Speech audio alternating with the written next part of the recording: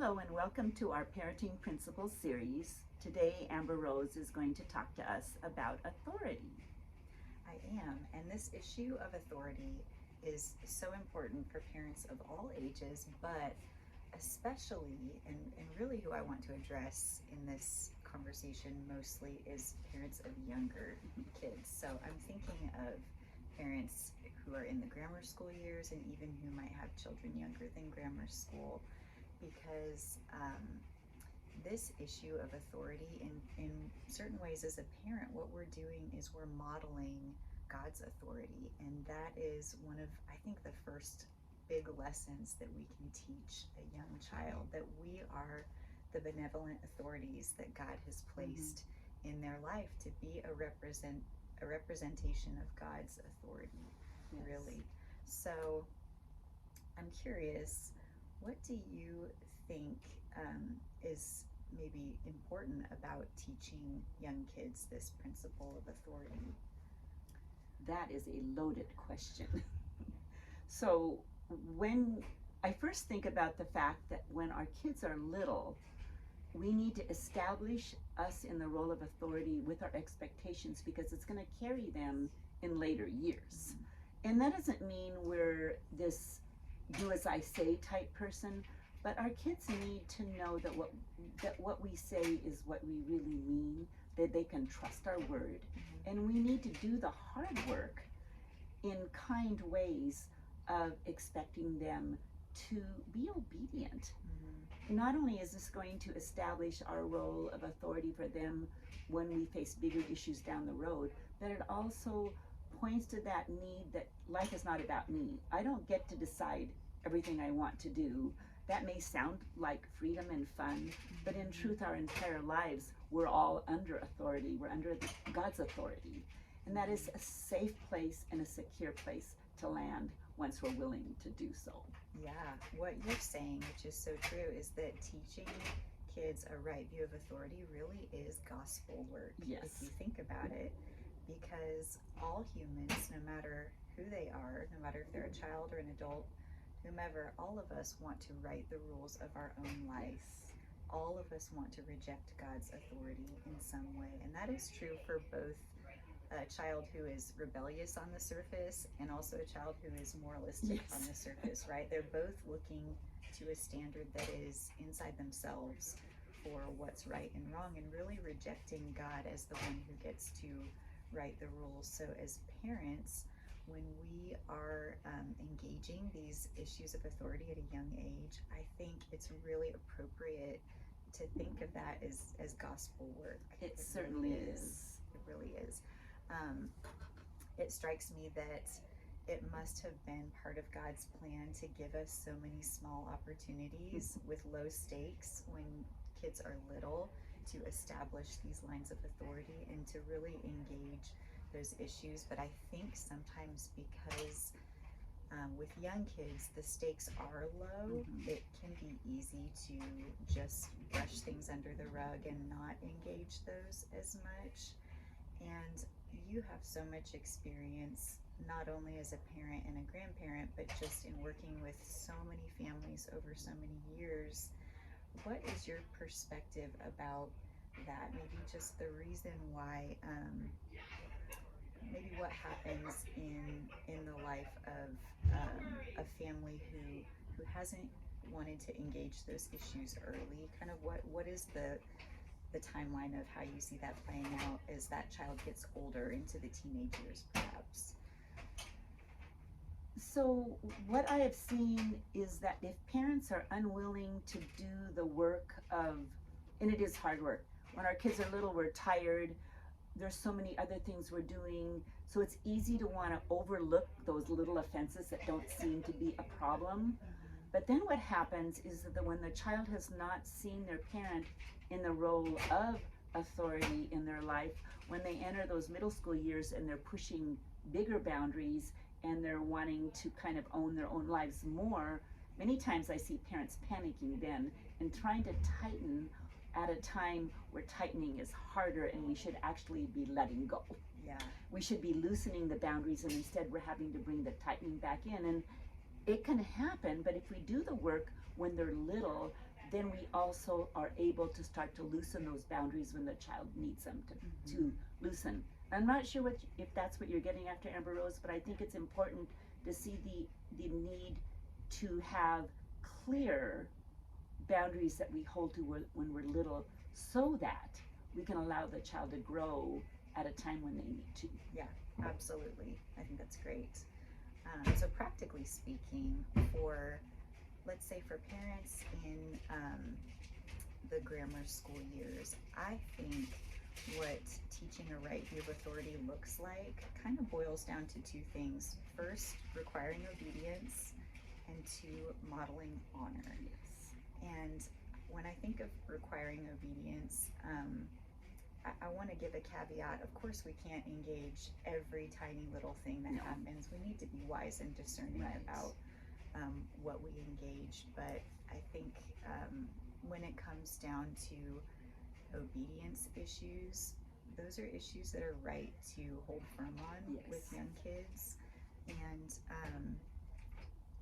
one of the biggest reasons we do that is because as parents, we always want to be modeling God's fatherhood of us, and there is abundant grace for mistakes, but nowhere in Scripture does God ever imply that obedience isn't important. He does say that our obedience is important, and so I know for me as a parent, that's something that I wanted to really, and still want to really hold in high regard, because that is how God is with us. I think of obedience issues for grammar school kids as kind of like laying down the rails. You're almost creating a muscle memory in some sense. Kind of like, I love how you said that you're I don't think you used the word strict, but you're parenting in a way that's a bit tighter when they're younger, so that you can loosen up. That's the goal. Right. Because when they enter those logic years, they're going to be naturally asking questions. Maybe they're going to be arguing, maybe they're going to be pushing some boundaries, but having those rails in place is going to give them a secure place to launch from. And then they'll move into that rhetoric stage where they start metabolizing all of it for themselves and walking out their own view. And those developmental stages are important to have in place, and each one relies on the one before it.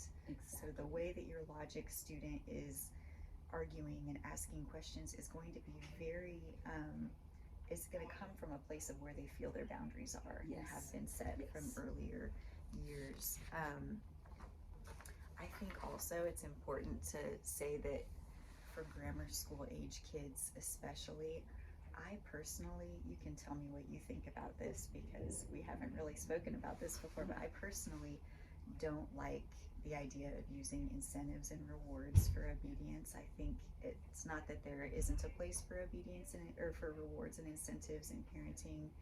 I think those have their place in certain situations, but I think we should use them really carefully and sparingly, and not imply that obedience should hinge on a reward or even an understanding in the moment of why that's important. I know when my kids were younger, I would often say, I will always give you an explanation for why I'm requiring this of you, but we can talk about that later. The first thing is right now that you need to obey what I've asked you to do. Yes. So if we're always allowing those rewards for obedience, we're not really growing an intrinsic motivation to obey. And that's the goal. We want our kids to obey out of a desire to obey, not for an external reward. Yeah, right. So along with requiring obedience, I think modeling honor is the flip side of teaching these lessons about authority that is so important. Parents, we are modeling honor in the way that we interact with people around us when we're mad, when we're tired, when we're frustrated. Yes. The way that our kids see us interacting with them. Do we yell and do we raise our voice? Do we say kind of sharp or mean things when we're feeling those negative emotions? We're always modeling for our kids, and I don't think that it's fair to ask something of our kids that we're not requiring of ourselves. So modeling honor goes both ways. We want to honor our kids too, in the way that we interact with them, as well as modeling the way that we honor others outside of our family too. I think also honor means being really generous with our kids for opportunities to redo something. So this is again maybe part of the discernment that we mentioned earlier. We need to know what to engage and what to let go. But being really generous with opportunities for a redo, I think, is really important.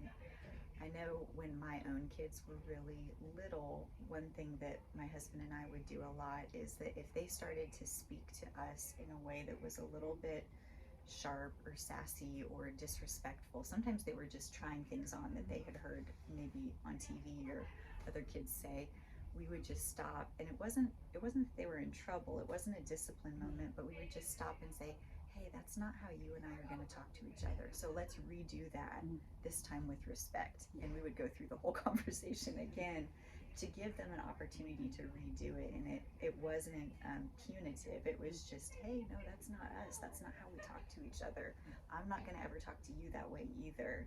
So it wasn't asking them to do something that we weren't willing to do ourselves. And that's building thought and kind of those interceptors along the way, so they're not just speaking out of emotion, but they're learning to really think through what they're gonna say. Yeah, absolutely. I think teaching honor to young kids also means helping them have an awareness for the systems that they're a part of. And that gives them, again, this perspective that life is not just about me. I'm part of something bigger. I'm part of my family. I'm part of my classroom at school. I'm part of my sports team. We have all these little systems that we can use as examples for them to start putting on this perspective that I should not be sucking an inordinate amount of time and attention for myself when I'm part of this system. Life is not just about me. This is a way of teaching them honor for other people, but just to give them that perspective that, hey, I need to be thoughtful about the other people around here too, not just myself. I'm not more important than everyone else in this room. So I think that modeling honor and requiring obedience kind of form a check and balance against each other in a really beautiful way, because it teaches this right view of authority where when kids are taught, they're taught to obey, but also when they're taught to honor, that becomes something they expect for themselves too. So it's not going to feel right if someone in authority asks them to do something or behave in a way that isn't honoring. And so I think in that way it kind of creates this very well-rounded picture of what authority looks like. Well, it makes me think too of those times when we're wanting to be honoring, but our child isn't, or a grandchild isn't. And that's a tough place sometimes to be, because you want to deal with the disrespect and yet do so in a way that actually is going to bring about change. And I know some of the things that have worked is simply to point it out. Like you said, you don't speak that way to me, we don't speak that way to each other, but then walking away with the concept of, hey, I'll come back when you're ready, to be respectful, giving them a chance to right themselves, but being willing to step right back into that relationship when you notice that they are receptive. That's great. So I think a good thing to keep in mind when we discipline, when we have those moments that are just, it can be kind of tricky to talk about discipline, because in some ways discipline is just holding a boundary. Sometimes discipline though involves giving a consequence and actually allowing a child to feel the consequence of their actions. So I think when we have those moments as parents, what is really important is to think about the character quality that's lacking in this moment that I'm wanting to grow in my child. I think being intentional about that thought process as a parent helps us to act in a way that's measured and not to respond out of fear or frustration or, all of the other negative emotions that we can get caught up in ourselves as parents. Well, it's keeping our eye on the vision of what we're wanting. And many times the growth of that character quality that we want, that virtue, comes by way of the struggle and the struggle through the consequences as a result of their choices. Yeah. And that's hard as a parent. We don't want to see our kids struggle, but allowing them to face the consequences for their choices to disobey also is, well, it's often the most powerful way that they're going to change. When they think, oh yeah, I caused that myself, and so I have to right it, rather than stepping in and taking away the consequence. Yeah, that's so true.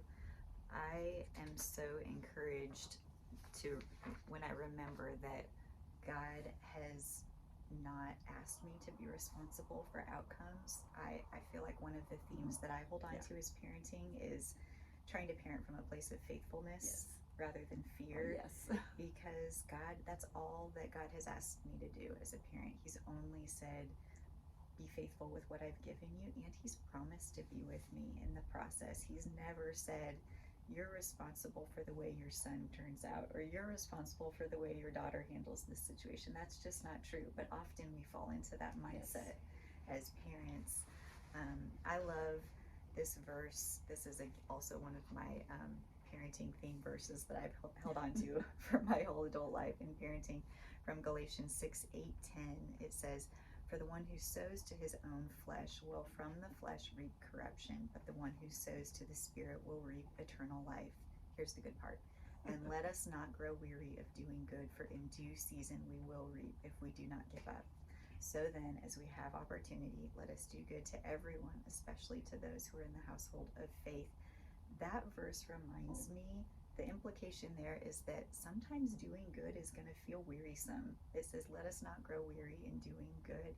So I think as parents, we have to be constantly zooming out, constantly refusing to get caught up in the weeds, and remembering that the God of the universe, the same one who created the whole world, created this child right in front of me, and that He has a plan, and believe that there's going to be a harvest to reap somehow. I don't know what that's going to look like, because I'm not responsible for outcomes. God is, but He's the authority of all authorities, and I can trust Him, not just for myself, but I can trust Him for this child in front of me too. And I love that view on authority, that we're under authority, under someone we can trust, and our children are under our authority as someone they can trust.